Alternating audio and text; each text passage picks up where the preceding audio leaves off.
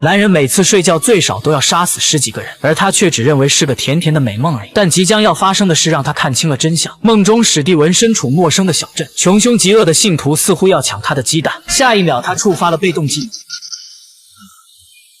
清醒后发现刚才的信徒都已经领了盒饭，其实他们都是冲着史蒂文手中的圣物来的。这下他彻底激怒了仪式的组织者哈罗，于是他变成了过街老鼠。更复杂的是，耳边始终有个神秘声音在教他做事。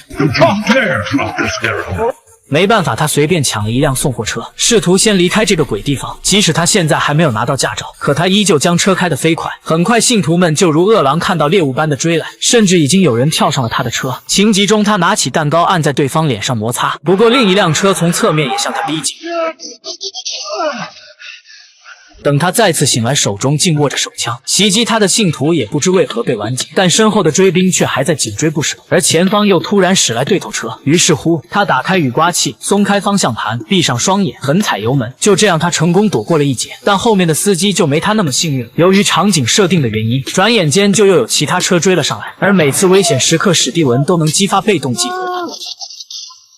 再次醒来，情况有点特殊，他居然在倒着开车躲避追击。如今史蒂文都被这里的 NPC 给整懵逼了，不管怎样，说什么也要跟他们拼了。结果他的车还在这个时候熄火了，眼看追兵近在咫尺，史蒂文急忙打开雨刮器，立刻投降。紧接着奇迹再次发生，山上滚落大量的木桩，将他们砸得粉碎。突然，史蒂文从自家床上惊醒，认为是做梦的他并没有为刚才的事在意，因为他经常会梦到类似的剧情。无意中，他看到地板被硬物划伤的痕迹，能断定这是一旁的桌子造成的。划痕上方的位置有被刻意破坏的缺口，在里面找到了古董手机和带着号牌的钥匙。手机的通话记录都是打给一个叫拉恩的人。此刻那个神秘声音突然出现，让他交出自己的身体。史蒂文彻底蒙圈了，难道自己还在梦里吗？他这个单核的大脑哪能带动这么大型的虚拟软件呀？进入电梯，门又关不上。随着走廊的灯光忽明忽暗，一只全身缠满胶带的大秃就向他靠近。眼看对方越来越近，他的小心脏也都提到了嗓子眼。可真正进来的却是隔壁的大妈。史蒂文的惊慌表情反倒给大妈吓得够呛。等大妈离开，史蒂文悬着的心才落地。可他刚一回头，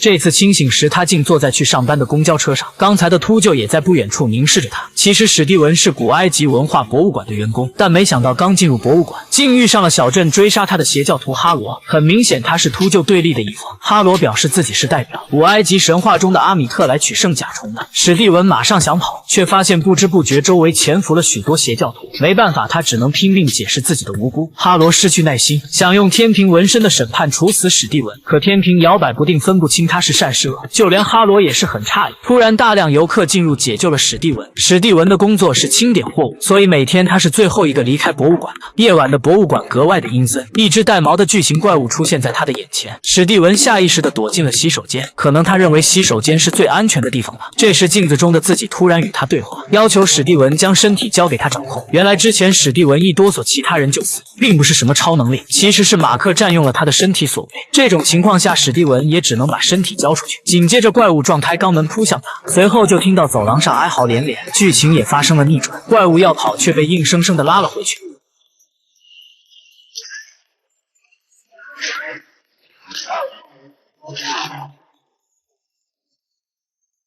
没有花哨的特效，却能吸引我为人物竖起大拇指。如今月光骑士就此诞生。